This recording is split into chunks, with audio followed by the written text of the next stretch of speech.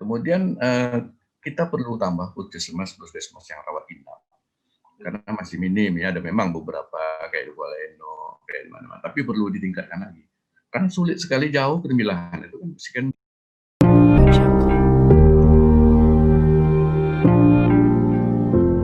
Assalamualaikum warahmatullahi wabarakatuh. Waalaikumsalam warahmatullahi. Bagi kita semua, salam sejahtera. Kembali bertemu dengan kami Akademik TV, channel yang menginspirasi bagi kita semua. Dan hari ini kita akan bersama selama kurang lebih 1 jam ke depan dalam program unggulan juga dari Akademik TV, yaitu Resepsi Pilkada.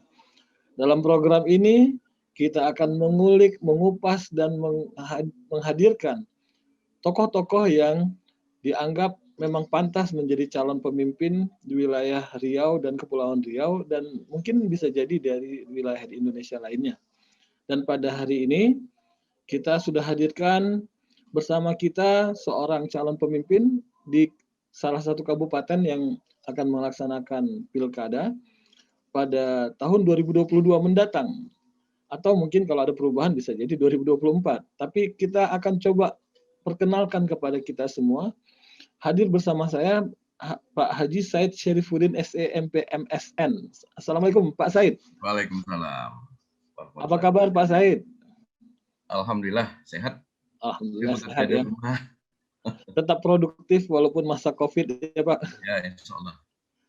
Beliau adalah putra Indragiri Hilir, kelahiran 11 Desember 1963, pendidikan S1 Fakultas Ekonomi UNRI, S2 di IPB, dan juga ada yang menarik dari Pak Said, beliau juga mengambil S2 di ISI ya, ISI Jogja atau di Jakarta? Atau Padang Panjang. Hah? Padang Panjang. Oh, yang di Padang Panjang, iya ada ISI ya. Jadi gelar beliau Magister Pembangunan Daerah dan juga Magister Seni nih orang. Karena beliau pernah menjadi Kadisbudpar ya Pak ya ketika itu. Provinsi Riau. Saat ini menjadi mahasiswa juga, ini pelajar seumur hidup karena memang sudah tidak mengenal usia lagi, beliau masih tetap semangat menuntut ilmu di program S3 Manajemen Universitas Riau. Jabatan yang pernah dipegang ya Pak ya, nanti boleh ditambah kalau misalnya ada yang kurang, sebagai Kabak Perekonomian Sekda Inhil, Kepala Dispenda Inhil, Kepala Bapeda, Wakadis Perindak, kemudian Kepala Biro Ekbank di Sekda Riau, Wakadis Perhubungan Riau, Kadisbudpar Riau, Sekda Inhil, kemudian sekarang baru mulai karir di Widya Iswara BPSDM Provinsi Riau ya Pak. Ya. Dan mudah-mudahan beliau segera dapat fungsional Widya Iswara utama ini. Kemudian juga sebagai badan pengawas di beberapa BUMD, antara lain PDAM, BPR, dan Komisaris PT Riau Petroleum ya Pak. Ya pernah. Dulu pernah jadi komisaris. Begini Pak, kita hari ini akan wawancara bincang-bincang santai sebenarnya Pak, tentang bagaimana pandangan Bapak, kesiapan Bapak tentang pilkada di Indragiri Hilir nanti. Jadi kita akan coba fokus dan mengupas pandangan dan bagaimana nanti kapasitas Bapak juga barangkali. Kita awali dengan masalah dari awal dulu, masalah yang paling mendasar. Menurut Pak Said, apa makna bupati gitu atau kepala daerah dalam sebuah pemerintahan, Pak? Langsung? Ya, silakan Pak. Ya, Bismillahirrahmanirrahim. kita ingin tahu Bapak melihat jabatan bupati itu sebagai apa gitu. Ya, silakan. Bismillahirrahmanirrahim. Assalamualaikum warahmatullahi wabarakatuh. Waalaikumsalam warahmatullahi. Kalau berbicara masalah jabatan kepala daerah, bupati, tentu ini suatu jabatan yang merupakan amanah yang sangat besar, di mana kepala daerah atau bupati suatu kabupaten memegang peranan penting dalam sektor pembangunan, kemudian pemerintahan dan kemasyarakatan. Kita tahu bahwa otoritas pembangunan itu ada di tangan bupati, walaupun di sana banyak pembantu, mulai dari sekda, asisten, kemudian kepala dinas, kepala badan. tapi otoritas kebijakan itu ada di tangan bupati. Artinya ketika seorang kepala daerah ini konsep pembangunannya jelas, tegas, dan merayat, ini tentu akan sangat menguntungkan bagi masyarakat. Tetapi kalau konsep pembangunannya tidak jelas, nilainya tidak jelas, ya tentunya juga akan merugikan masyarakat selama 5 tahun. Nah, artinya memang harus orang yang berkompeten, mengerti dengan pemerintahan, mengerti dengan pembangunan, termasuk juga mengerti dengan situasi fenomena masyarakat yang sedang terjadi. Kita tahu kalau satu daerah itu potensinya besar, tetapi bukan kita kembangkan di sektor potensi besar. Ini alamat tentu akan tidak mensejahterakan masyarakat. Jadi peranan bupati itu sangat besar sekali, karena memang otoritas pemerintahan, pembangunan, dan kemasyarakatan ada di tangan seorang bupati. Ya, artinya kita bisa tangkap bahwasanya jabatan bupati itu adalah jabatan yang sangat penting. Perangkat-perangkat yang lain itu perangkat pendukung ya Pak. Membantu saja. Perangkat pendukung, karena keputusan itu ada di tangan Pak Bupati, terutama keputusan-keputusan yang terkait dengan program dan penggunaan anggaran juga termasuk. Dan muaranya adalah kesejahteraan masyarakat. Yang membuat Bapak melirik artinya ketertarikan Bapak untuk berencana maju sebagai salah satu calon pemimpin di INHIL ini, kira-kira apa Pak faktor yang membuat Bapak tertarik? Kalau melihat INHIL ini kan suatu kabupaten yang sangat luas di Riau, ya paling luas, karena sampai hari ini belum ada pemekaran. Tentunya potensinya sangat besar. Di potensi yang besar ini jika dikelola dengan punya kemampuan bagaimana memanagenya, pasti akan baik bagi masyarakat. Tetapi jika tidak mampu, tentu akan semakin parah gitu. Nah, melihat potensi yang begitu besar, mulai dari sektor perkebunan, terutama kelapa.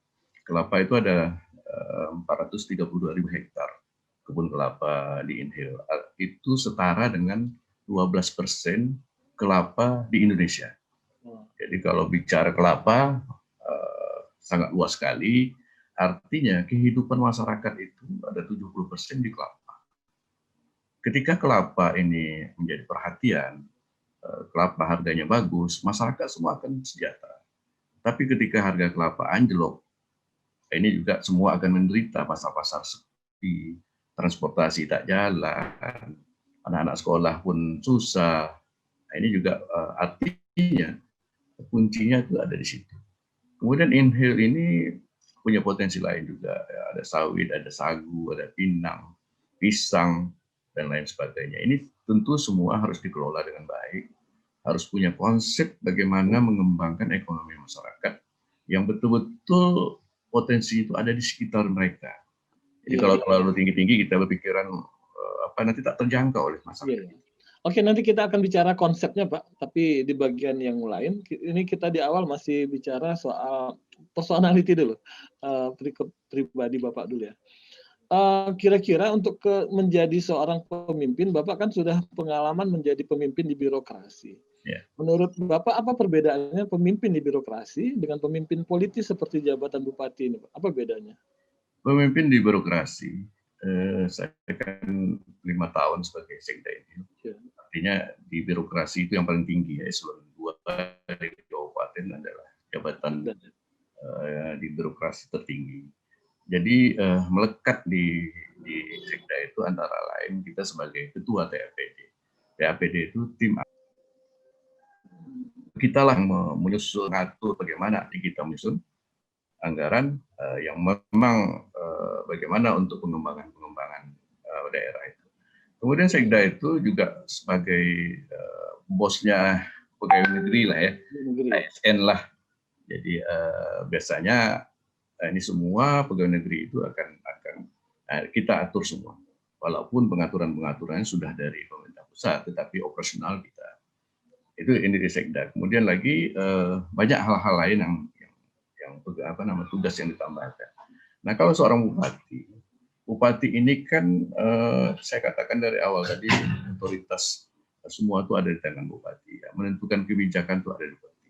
Kalau Sekda ini membantu bupati bagaimana mengkoordinir kebijakan, bagaimana mengkoordinir operasional, bagaimana mengkoordinir ke bawah. Tapi semua ini adalah membantu bupati. Jadi bupati lah yang memang punya otorisator bagaimana pembangunan daerah. Ya, soalnya begini Pak Said, kadang-kadang ada kekhawatiran ketika orang birokrat yang sudah pengalaman panjang di birokrat itu ketika jadi bupati rasa sekda gitu. Jadi kira-kira kekhawatiran ini kalau Pak Said nanti jadi gimana cara merubahnya gitu?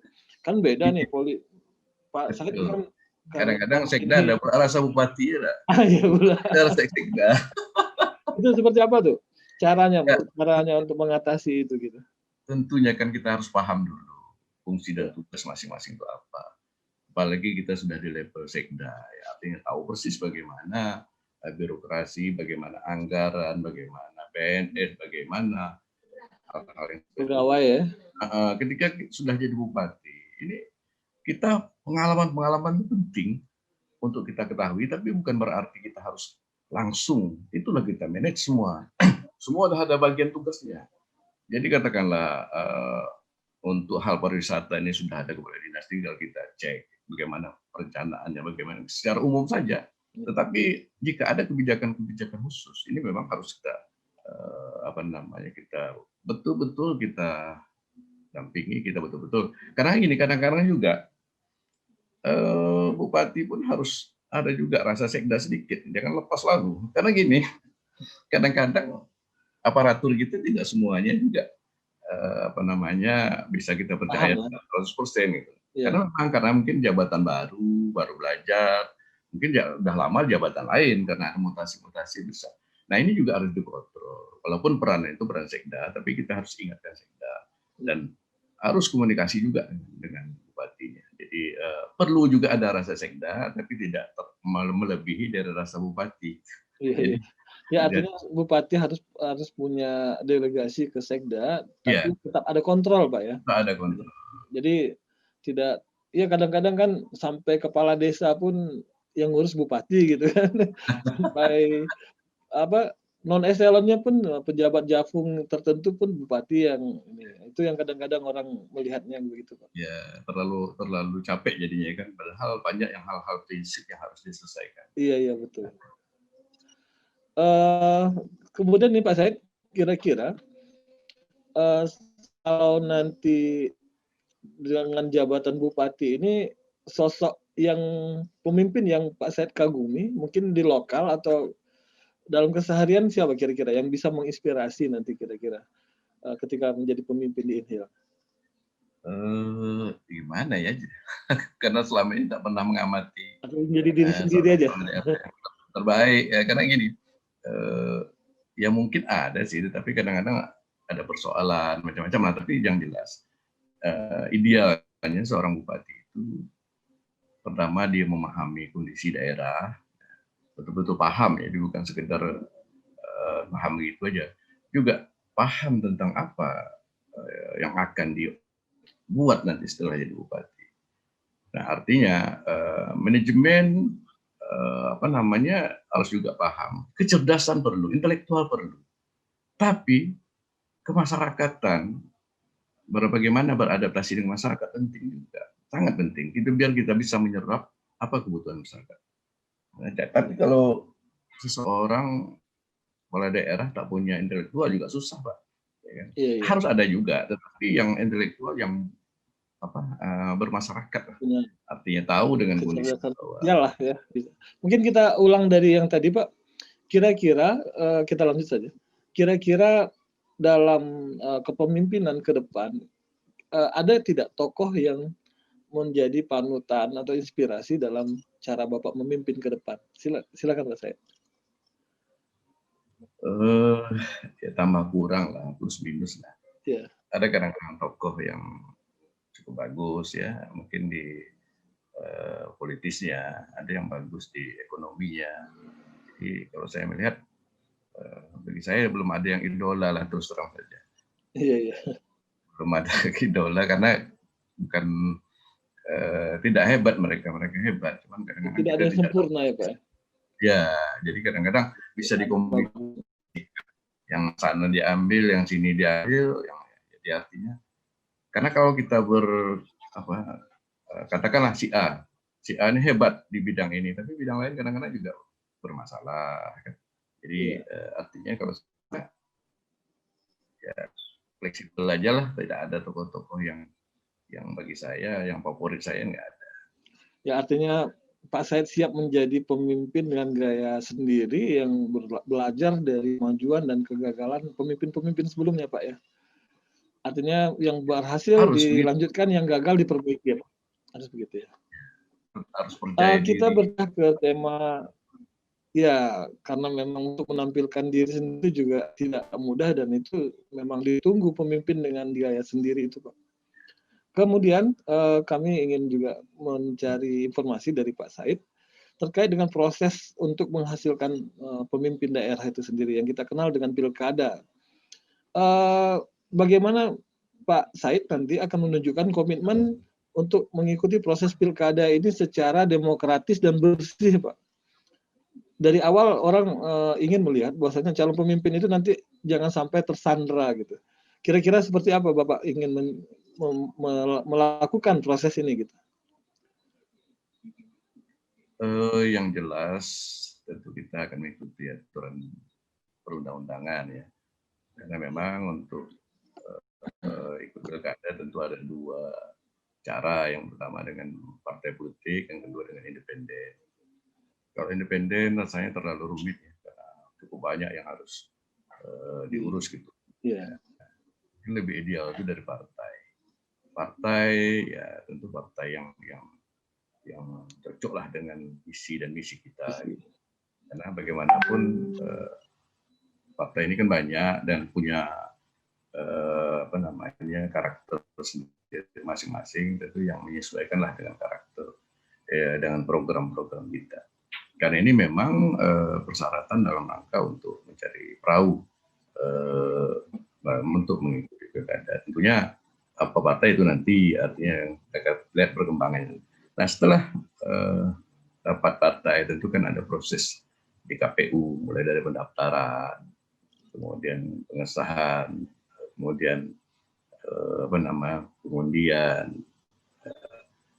sahlah kita misalnya jadi calon kepala daerah. Nah berikutnya tentu proses-proses ya, mulai dari kampanye, mulai dari pendekatan ke masyarakat ya berjalan. Saya pikir cobalah kita tidak lagi berpikir masalah uang ya, karena kadang-kadang inilah yang merusak, karena harus balik modal. Jadi banyak keluar modal ya Pak ya? Ya banyak keluar modal. Kalau untuk duit sendiri sebanyak itu mungkin tak ada kita. Biasanya kan dari dukungan orang kawan-kawan, entah siapa-siapa. Nanti kan setelah menang ada kewajiban kita untuk membayar. Ini yang pusingnya kan, makanya lebih dengan ya sederhana, dengan cara-cara yang lebih baik ya, lebih manis, lebih menyentuh. Apalagi sekarang kan dengan sore sekarang ini banyak lebih baik. Dengan kalau pandemi seperti sekarang ini kan menguntungkan juga bagi calon-calon yang tidak mesti mengumpulkan orang. Ya mungkin diam-diam aja caranya. Tapi yang jelas kita perlu terbuka, melontarkan uang banyak untuk kampanye terbukanya Pak ya. Iya, jelasnya selama ini seperti itu kan. Iya. Tapi ke depan kita berharap udah pengawasan semakin ketat. Ya tergantung pada kebijakan pemerintah juga ya, kalau memang pengawasannya ketat sehingga orang tidak berani untuk money politik, ini kan akan lebih bagus. Karena memang kalaupun orang banyak duit pasti dia mau diganti, tidak ganti nanti kan. Kalaupun tak ada duit, lebih parah lagi kan. Cari sponsor kan biasanya. Kalau begini Pak, tadi karena ini, ya tadi kan kita sudah masuk ke apa yang Bapak sebut money politik. Kalau proses itu di awalnya saja sudah muncul, Bapak masih lanjut tidak? Misalnya dalam, ini mohon maaf aja ada istilahnya mahar partai gitu. Untuk dapat perahu, minta uang mahar sekian. Itu kan sudah kita, ya jadi rahasia umum juga gitu. Kalau proses ini di awal sudah seperti itu, Bapak lanjut atau memang ada semacam win-win solution-nya gitu? Apa tuh? Sebenarnya tidak semua partai juga seperti itu ya. Saya kan juga pengalaman dulu ya. Iya, Terus terang saja sih iya. tidak pakai duit. Saya pernah ikut Jadi pilkada 2000 dua kali dah ya, 2003 dan 2008. iya, Tak pakai duit gitu-gitu Pak. Terus terang saja. Jadi tidak kalau semua untuk juga reform partai itu nggak ada. mahar. Tergantung mereka. Iya. Mungkin kita lanjutkan tadi Pak, kalau dalam proses politik ini ada mahar politik dari partai, itu sebagaimana tindakan yang Bapak ambil gitu? Kita masuk kepada persoalan tadi karena Bapak sudah sebut money politik, kalau seandainya money politik ini dari awal sudah muncul, seperti ada mahar misalnya untuk perahu partai, itu bagaimana sikap dari Bapak sendiri? Seperti yang saya katakan tadi, bahwa tidak semua partai itu dengan mahar. Pengalaman 2 kali ikut pilkada itu tidak pakai mahar, Pak. Ya, Oh, alhamdulillah ternyata kalau mereka simpati dengan kita, mereka semangat dengan kita, itu tidak mutlak pakai mahar lah. Jadi kalau dari awal sudah pakai mahar, kita tentu tidak lanjutkan untuk hal-hal seperti itu. artinya memang yang Bapak jalin itu adalah silaturahmi dan kesatuan visi ya Pak ya, dengan Ya, partai pendukung gitu.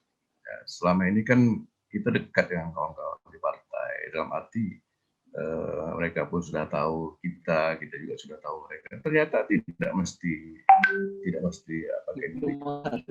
Iya, Nah, saya ini penting kita diseminasikan ke masyarakat karena memang menurut masyarakat itu tidak ada cerita, Pak. Kalau saya dua partai pasti saya bayar kan gitu. kali Nah, ini harus dengar ya masyarakat ini. saya Ternyata 2 kali ikut ya, pilkada, partai-partai yang saya pegang tidak ada pakai duit. Ya, ini boleh dicek. ya, ya. Ya, dan saya pun mau kasih duit banyak, tak ada duit juga. Jadi juga ya kadang-kadang begitu, Pak. Proses demokrasi kita itu kadang-kadang rusaknya juga bukan karena perilakunya itu sendiri, tapi isunya gitu. Ada orang bagus bisa maju, tapi mau maju dia sudah suzon dulu. Ah, duit tak ada kan gitu. Udah tak semangat lagi nih kan. Iya, Kalau karena bicara memang merasa tidak punya uang, padahal ya, dia punya potensi bagus gitu. Dan ini mudah-mudahan ke depan masyarakat kita semakin paham gitu. Tidak semua partai. Oke, kita lanjut lagi Pak Said ya. Eh, Terkait dengan nanti kontestasi dalam pilkada itu sendiri. Bagaimana Bapak memandang para pesaing ini yang menuju kursi bupati? Tentu tidak mungkin sendiri ya, karena memang pasti ada pesaing lainnya. Itu dianggap sebagai lawan atau mitra itu? Seperti apa konkretnya, Pak? bisa lawan, bisa mitra, Pak. Ya, ya, tergantung ya. Ya, jadi kalau bicara mitra ya mungkin kita sama-sama peserta, kemudian kawan-kawan juga, ya, saudara juga kan Ya, sama-sama ada tahu. Tentu ini mitra kita. Tetapi ya. ketika kita bersaing, saya pikir Memang harus tentu kontras lawan. ya. Saya pikir ini harus berpikiran lawan. Kalau mitra nanti kita ngalah terus. Ya, kalau lawan kita kadang-kadang tidak mesti mengalah juga, harus melawan juga kan. Ya, artinya lawan dalam visi, lawan Ya, dalam program gitu. dalam adalah lawan dalam arti betul visi misi program, adu program, Ada gagasan ya, Pak. ya adu wawasan, adu apa namanya apa strategi ya itu saya pikir harus kita anggap lawan. Ya, dalam hal itu. Tapi kalau untuk kebersamaan ya tentu mitra, kawan-kawan juga semuanya sebenarnya. Iya, iya. Kalau kita begini Pak, kita masuk ke fase seandainya nanti setelah kontestasi Bapak menang gitu. Seperti apa Bapak akan memperlakukan lawan-lawan politiknya ini? Kita rangkul semua lah Pak. Jadi tidak ada yang mau digeser sampai pergantian di struktur birokrasi pun di istilahnya ada Kalau cuci gudang atau cuci kalau itu kan begini Pak, saya ya, kan biasanya sewaktu jadi sekda kan sebagai ketua tim seleksi jabatan eselon 2, kemudian ketua Baperjakat eselon 3 dan eselon 4. Nah, artinya ketika ada pun mutasi itu karena kebutuhan. Harus sesuai kebutuhan ya. Sesuai kebutuhan, bukan karena Ganti like and pejabat saat ini. dislike. Nah ini kayak payah kita kalau itu, orang punya potensi, tapi karena kita tidak suka ya kita buang, ya sayang juga. Iya. Saya pikir itu tidak baik juga untuk pendidikan Pemerintahan. politik ya. Karena banyak di antara yang saya kan 5 tahun Pak, saya tahu persis bagaimana Di Sekda. NS di sana itu. Jadi mereka kadang-kadang serba salah memang ketika pilkada ini kan seorang ASN itu serba salah. Mau ikut membantu bermasalah dengan netralitas. Tidak ikut. Tidak ikut, ini dianggap kita ikut orang lain. Padahal bisa iya bisa tidak gitu. Nah kan sayang kalau punya potensi. Nah sebaiknya ya PNS juga jangan berpolitik. Kalau soal milih ya baguslah milih yang terbaik lah kan. Tapi tidak usah juga ikut-ikutan. Nah kalau ikut-ikutannya perlu juga dihukum gitu kan. Tapi hanya dihukum dalam arti ya sadar ya kita perbaiki lagi. Ya, ketika Bapak sudah jadi bupati, itu sektor apa yang paling penting menjadi prioritas bagi Bapak? Misalnya sektor infrastruktur, pendidikan, atau ekonomi misalnya, Pak. Apa yang paling penting dulu, nomor satunya? Jadi sebenarnya sektor-sektor ini kan saling berkaitan. Ya.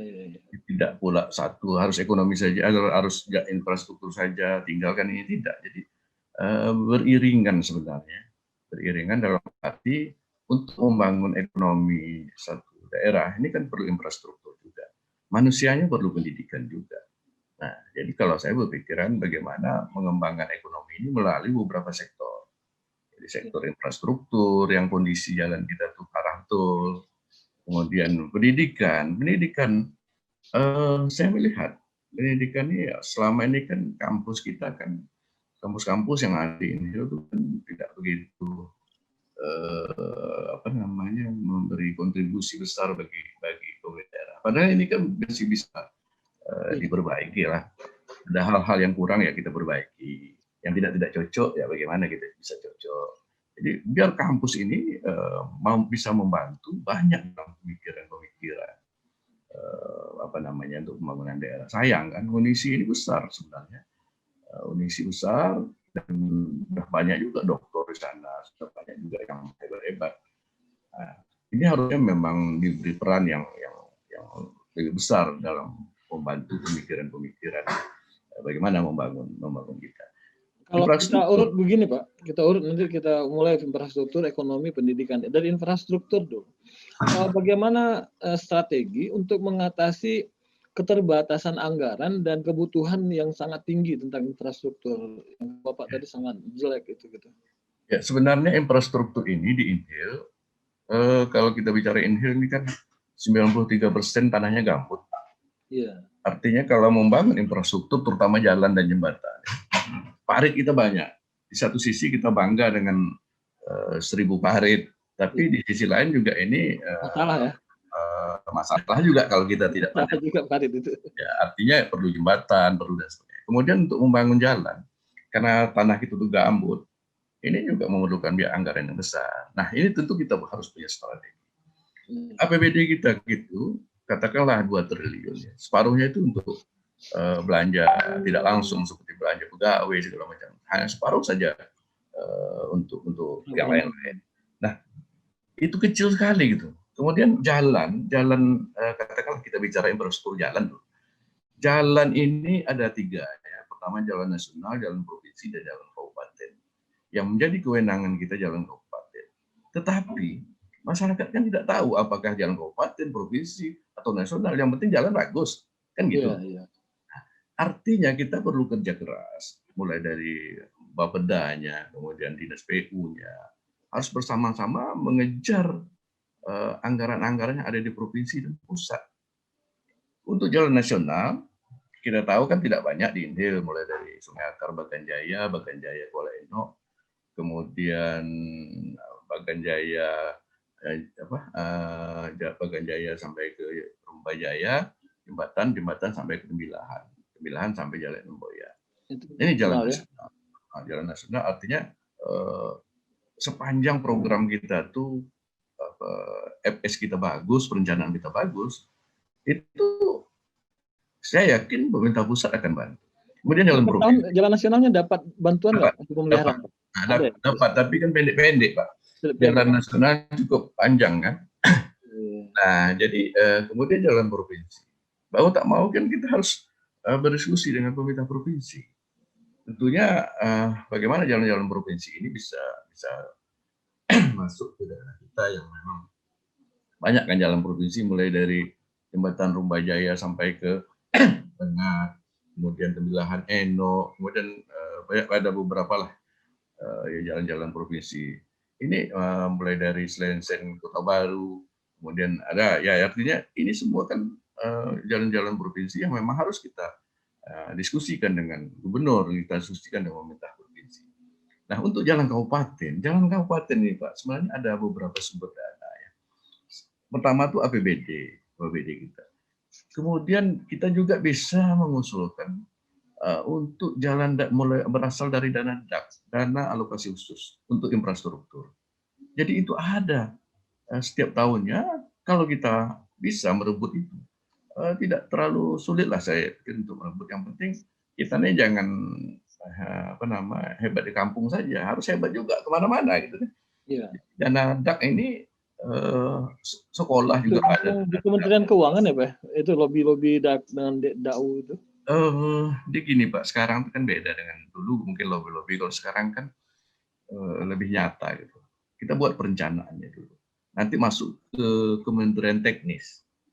Kementerian Teknis itu kalau jalan itu Kementerian PU. Nanti PU akan merekomendasikan, mengusulkan ke Kementerian Keuangan dan Bappenas. Nah, artinya jalur-jalur yang seperti ini kita harus paham. Gitu. Memang walaupun itu bukan kerjanya bupati, tapi bupati yang memotor itu nanti ya sekda dan sebagainya yang bekerja. Kalau kita diam aja menyelesaikan hanya APBD kecil sekali itu, ya kan? Karena banyak dibagi-bagi kan, sektor ini, sektor ini, sektor ini. Nah, tapi kalau kita kerja keras, saya yakin mulai juga jalan-jalan infrastruktur ini tentu yang memang itu jalan lah yang diutamakan. Kita harus kerja keras dengan konsep-konsep yang jelas perencanaan itu jelas. Biasanya pemerintah pusat tuh yakin, kalau dia yakin soalnya itu akan bisa kita dapat. Jadi kalau hanya mengandalkan APBD kita kecil. Nah, untuk jalan-jalan lingkungan, nah ini mungkin jalan lingkungan ya programnya mungkin program APBD kita, masuk juga dana desa dan sebagainya kalau untuk lingkungan. Ya, artinya kita memang dari sisi infrastruktur punya keterbatasan, tapi banyak peluang juga sebenarnya Pak Said ya, banyak peluang juga. Ya. Kalau terkait dengan ini Pak, ya Pak ada ini yang tambahan lagi? Peluang ini kan harus kita siapkan. Bagaimana perencanaannya, bagaimana prosedurnya, siapa yang harus kita ketemui, ini harus jelas gitu. Nah, kalau tak ngerti yang gitu-gitu susah ya, jago sendirilah di kampung kan. Kita geser ke soal ekonomi nih Pak ya. Soal ekonomi dari Bapak cerita 12% lahan kelapa itu ada di Tembilahan. Tapi kan saya belum mendengar ada kebanggaan dari petani kelapa Tembilahan itu. Kira-kira kenapa persoalannya Pak? Kenapa petani itu sendiri tidak memiliki kebanggaan tinggi menjadi petani kelapa gitu? Kalau saya bangga Pak. Ya artinya kan begini, kalau yang punya kebun besar ya Pak. Tapi kan harga kelapanya murah. Jadi kemudian gini, juga harga kelapa ini sebenarnya fluktuasi Pak. Ya, Jadi fluktuasi kadang murah, kadang sedang, kadang tinggi. Jadi memang ada beberapa penyebab lah ya kalau menurut saya. Jika keran dibuka untuk pembelian dari luar Malaysia dan Thailand ini, harga kelapa akan bagus. Pemerintah maupun negara penerima ini makanya sangat tergantung dengan konsumsi lokal maupun yang ada di sekitar ini. Itu murni apa Pak? Itu keran itu murni kebijakan pusat atau ada ranah bupati bisa melakukan kebijakan di situ? Kalau untuk ekspor itu tak ada ranah bupati. Ya. Ya itu ranah pusat dan negara yang negara luar yang menerima. Jadi kalau ada kebijakan kalau selama ini pemerintah pusat tidak ada masalah. Apa namanya, untuk diekspor itu Takaran malah ekspor. didorong ya. Cuman kadang-kadang negara penerima dia juga ada batasan, ada yang atur mereka. Nah, ketika harga kelapa turun ini memang tidak banggalah masyarakat kita dengan kelapa. Apa sebab kadang-kadang kalau rendah itu kalau di bawah 1.000 kilo itu sudah sulit untuk mengimbangi biaya operasional untuk mengurusnya. Jadi memang tapi kalau lah di atas 1.000, 2.000, kemarin sempat sampai 3.800 ya pada waktu 2017 akhir. Itu sejahtera semua gitu ya? Oh, sejahtera semua tuh. Nah, artinya saya selama di Inhale juga punya konsep juga, tapi dalam proses semua ya. Karena dalam proses saya sudah pindah gitu. Jadi sekarang apa namanya, kita Inhale ya sudah selesai, kita bikin badan usaha milik daerah. Badan usaha milik daerah ini kemarin seleksi direksinya sudah selesai, tinggal operasional. Jadi konsep perusahaan daerah ini dalam ide saya kemarin itu ada 3. Yang pertama itu namanya SRG, Sistem Resi Gudang. Jadi ini kopra, ya. Resi gudang ini kopra yang barang tahan lama, minimal 3 bulan. Itu harus lebih lah, 3 bulan lebih. Jadi ini kopra. Sistem resi gudang ini ketika harga murah, petani yang menjual ke BUMD simpan ke gudang, nanti BUMD bayar 70% dulu melalui bank, 30% nanti setelah kelapa dijual keluar. Itu dibantu bekerjasama dengan perbankan lokal, kemudian Bapepti Kementerian Perdagangan pusat, kemudian ada ekspor lah gitu. Ini pusat daerah. Yang kedua, divisi 2, saya tak tahu kalau BUMD nanti setelah saya tak ada diteruskan atau tidak, konsep saya tidak tahu. Konsep saya yang kedua tuh pengelolaan kelapa. Pengelolaan kelapa ini dengan pemberdayaan BUMDes. Badan usaha milik desa, di sana kan desa saja, di luar kelurahan ada 197 desa. Ini sudah di program Pak Bupati, Pak Wardan, itu 197 harus buat BUMDes semua, badan usaha milik desa. Namun demikian tidak semua juga kelapa, tentu yang potensi-potensi kelapa. Kalau yang dekat ikan ya ikan, kalau yang dekat sawit. Tapi ini umumnya kan kelapa. Nah, nanti dalam saya ini belum jalan nih BUMD, saya tidak tahu apakah konsep saya mereka ikut atau tidak. Rencana saya dulu itu semua BUMDes ini itu mereka membeli kelapa dengan sabut-sabutnya, Pak. Kan BUMDes ada anggaran juga melalui DMIJ, bantuan gubernur dan segala macam itu. Ini mereka beli kelapa dengan sabut-sabutnya, nanti mereka buka kupas. Sabutnya saja, Pak. Sabutnya dijual ke BUMD setelah dipres, kemudian tempurungnya dijual ke BUMD, air kelapa dijual ke BUMD, daging kelapa dijual dengan BUMD. Nah, tetapi kalau sabut saja, Pak, itu sekilo saya sudah melihat pabriknya di Jakarta. Sabut itu ternyata bisa dibuat kokobot. Kokobot itu apa namanya? Seperti triplek, papan, roti itu bisa dari sabut. Teknologinya ada di Bogor. Saya sudah sampai ke sana dan sudah Pak Bupati sudah MOU. Tinggal pelaksanaan. Nah, jadi BUMD ini nanti akan beli sabut ini yang sudah setengah jadi lah. Itu dikirim ke Bogor dulu untuk beberapa tahun. Tapi setelah berjalan nanti pabrik itu harus dibuat di Inhale. Jadi tidak perlu lagi dengan biaya transportasi banyak. Jadi Inhale kita berharap 1 tahun sudah punya pabrik untuk kokobot. Kan untuk cari kayu di hutan udah susah sekarang. Mau di mana mau cari kayu yang bagus, tak ada lagi kan susah. Jadi inilah pengganti papan, inilah pengganti kayu. Nah itu bisa dibeli 2.000 1 kilo sabut. Berarti sudah menambah nilai juga, Pak ya? Sudah 3 keping sabut sudah 1 kilo. Artinya kalau 2.000 udah 700 rupiah satu biji kelapa. Coba bayangkan.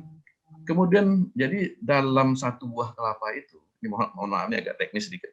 Dalam 1 buah kelapa itu sabut itu 25%. Kemudian tempurungnya 18%.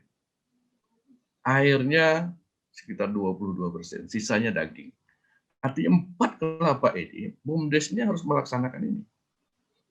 Nah, untuk batuk kelapanya, burung kelapanya ada 2 macam. Bisa BUMDes ini melakukan pembakaran, membuat arang tempurung. Ya, Bisa juga BUMDes ini membuat tepung kelapa. Tepung kelapa banyak, bukan tepung kelapa, tepung tempurung kelapa. Ini banyak permintaan Jepang untuk tempurungnya saja. Jadi tidak dibakar, diproses bagaimana tempurung ini bisa jadi tepung. Itu banyak permintaan.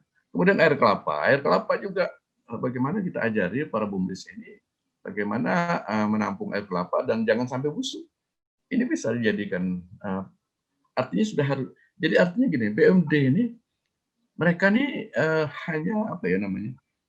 Mereka ini akan salurkan ke perusahaan industri lagi. Untuk tahap jangka pendek. Kontrak ini ya Pak ya, untuk memenuhi kebutuhan di. Ya katakanlah kita juga tidak meninggalkan perusahaan lokal ya seperti PT Pulau Sambu. Mungkin daging kelapanya PT Pulau Sambu mau, saya sudah pernah bicara dengan mereka, dengan manajernya, mereka mau kerjasama untuk daging kelapa ini. Tapi mungkin daging kelapa itu sudah dikupas, sudah bersih. Atau daging kelapa entah dibikin desiccated coconut atau apa. Nah, itu artinya air kelapa juga gitu. Jadi mahal Pak, bisa sampai 5.000-an kelapa itu lebih. Ya, artinya begini, saya melihat ada program yang secara teknis bahkan Bapak sudah uraikan tadi untuk menambah nilai dari komoditas gitu. Jadi menambah nilainya, menambah nilai ekonomisnya. Selama ini kalau cuman bertahan menjual kelapa bulat bisa di bawah 1.000, makanya petani akan merasa susah ya Pak. Tapi kalau semua hulu hilirnya sudah terkuasai, maka di situ akan dapat mengangkat derajat petani gitu. Ya, artinya kan tahap awal kita tentu bekerja sama dengan perusahaan industri yang ada atau baik di dalam maupun di luar daerah. Kalau setelah lama-lama sudah kita mapan, tentu kita bisa olah sendiri kan, perusahaan daerah tadi. Nah, peran perusahaan daerah ini sangat penting. Nah, tapi kalau nanti perusahaan daerah ini tak jalan, yang sekarang saya tinggalkan, kerja saya belum selesai tuh Pak. Kemarin itu kan waktu proses saya itu baru sampai pemilihan direksi karena hanya 1 lulus, kemudian ada pembukaan lagi direksi yang kedua, ini saya tak ikut lagi gitu. Ya, artinya mungkin ke depan bagaimanapun juga Bapak pasti masih dibutuhkan sumbang saran ya kan untuk BUMD. Insya Allah. Karena DPRD pun mendukung juga itu. Jadi memang menarik ekonomi inhil ini ya. Begitu harga kelapa 2.000, tingkat kemiskinannya mungkin 0 gitu. Tapi begitu harga kelapanya 800 itu 50% miskin. Memang menarik sekali. Jadi miskin atau sejahtera masyarakat inhil itu tergantung harga kelapa fluktuasi tadi. Jadi dalam setahun bisa aja berubah kaya, bisa berubah miskin. Bisa berubah. Jadi pergerakan itu yang memang harus kita jaga. Nah artinya ketika tadi bisa program kita bisa laksanakan dengan BUMDes, ini kan harga kelapa bisa bagus ini Pak. Ya karena memang value added-nya tinggi, nilai tambahnya tinggi. Jadi betul kata Bapak tadi, kalau kelapa bulat saja kita jual, memang orang Malaysia, orang Thailand banyak beli, cash and carry. Nah, itu aja udah bagus tuh. Tapi ketika mereka berhenti beli, duduk lagi kita semua kan. Tak ada harga lagi kelapa ya. Tak ada harga lagi. Ya kita bergeser karena tadi yang ketiga soal pendidikan dan termasuk kesehatan ini Pak. Soal layanan-layanan yang langsung dirasakan oleh masyarakat. Itu seperti apa prioritas persoalan yang akan Bapak selesaikan dalam hal pendidikan dan juga kesehatan di inhil? Kesehatan, ya, sektor kesehatan ini sangat penting ya, karena memang ini menyangkut dengan sumber daya manusia juga. Kalau kita banyak duit tapi tidak sehat juga tidak ada gunanya kan seperti itu. Artinya sektor kesehatan sangat penting. Bagaimana kita menata ini?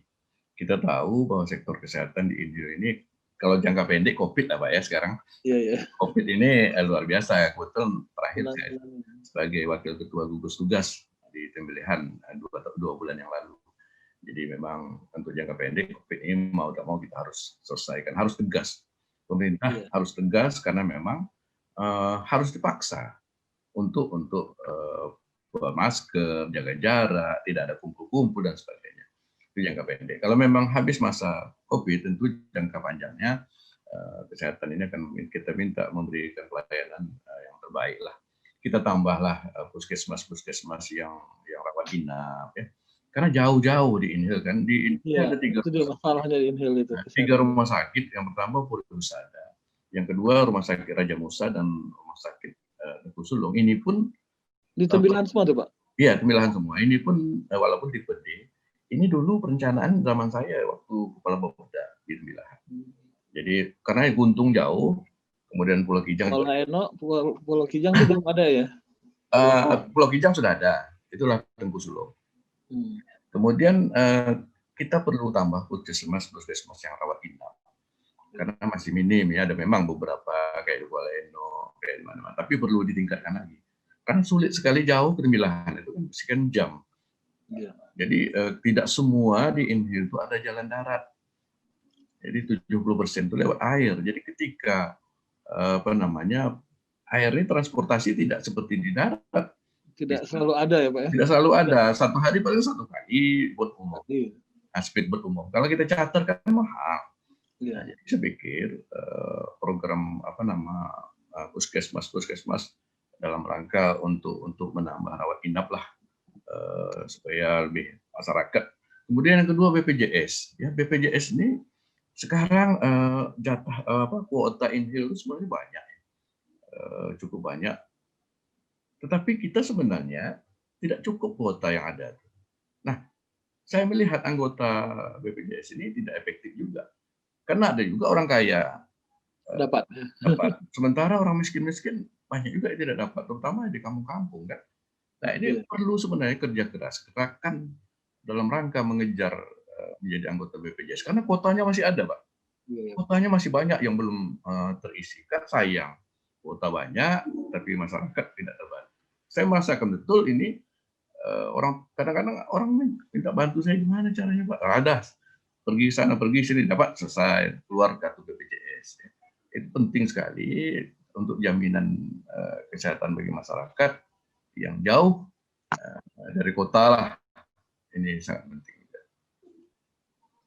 Iya. Halo? Iya Pak. Gini Pak, karena waktu kita yang sudah terbatas, mendekati paling 5 menit lagi. Terakhir saya ingin bertanya kepada Pak Said ini untuk sesi kita hari ini, harapan Bapak untuk pelaksanaan pilkada Inhil ke depan itu, dan juga bagi masa depan masyarakat Inhil, apa yang Bapak bisa harapkan? Ya, harapkan tentunya yang kita harapkan masyarakat tidak tergoda dengan money politik, tidak tergoda dengan amplop, walaupun 15.000, 20.000, kadang-kadang orang kan tergoda itu. Padahal carilah pemimpin yang memang mampu bagaimana memanage, bagaimana jadi seorang pemimpin yang bisa mesejahterakan masyarakat. Ya, artinya pemimpin yang punya pengalaman, punya kemampuan, punya ketegasan, dan merakyat.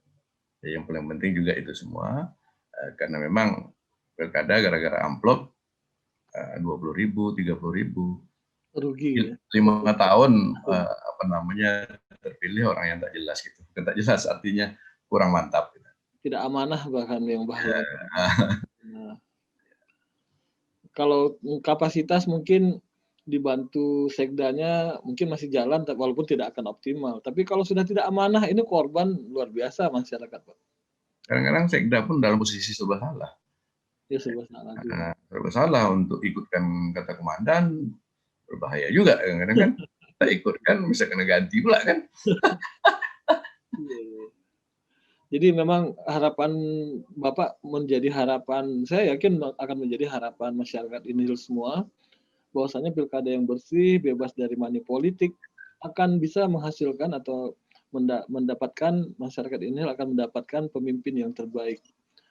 Itu harapan semua orang gitu. Dan kita berharap juga Pak Haji Said Syarifuddin ini bisa diterima di tengah masyarakat gitu, di tengah masyarakat, karena tadi sudah mengemukakan berbagai program, gagasan, pikiran yang barangkali memang sedang ditunggu oleh masyarakat Inhil. Itu menjadi kata benang merah kita pada hari ini, Pak. Karena memang waktu kita yang terbatas, Pak Said Syarifuddin, kami mengucapkan terima kasih atas kesediaan Bapak meluangkan waktu dan berbagi gagasan dengan kami Akademik TV. Semoga sehat selalu Pak ya, sukses dalam menjalankan tugas ya.